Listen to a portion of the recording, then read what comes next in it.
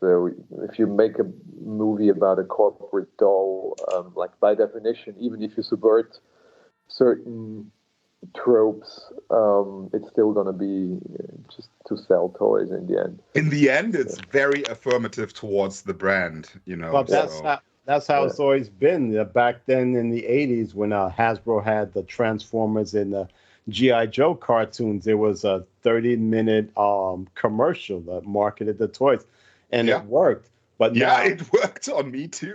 Oh, hell yeah. These cartoons were pretty rad.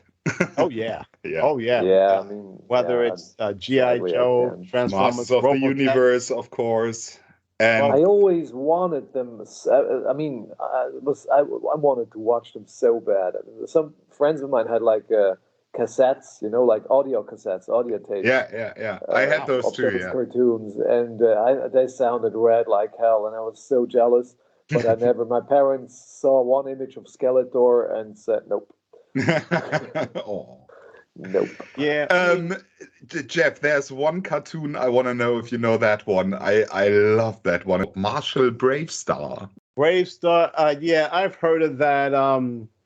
One of my followers on Twitter, he's a fan of those Filmation cartoons. Yeah. I remember, I think even though it was a ripoff of Bravestar, it's called Galaxy Rangers. That's what I used to watch in the 80s. I don't know that. All right. Oh, yeah. It had a cool theme song. What was it called? No Guts, No Glory. You can look it up on YouTube.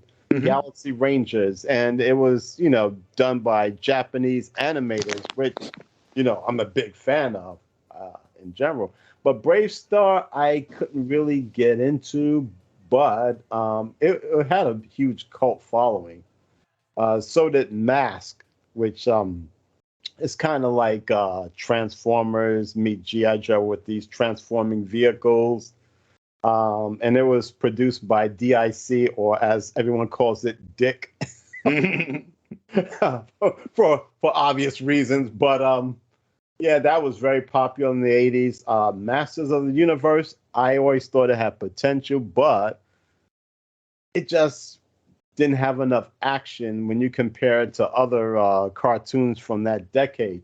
You just see He-Man like grabbing Skeletor or Beastman, they're tussling, and then it ends with a PSA saying, "And make sure you tell your friend Timmy that you love him." Yeah. Like, what I'm sure if I would watch it today, I would, Even as a kid, I'm like, what the fuck is this shit? Then I click to channel 11. Then you see like Duke or Stalker or Snake Eyes knocking motherfuckers out in G.I. Joe. It's like, all right, that's a real man's cartoon there.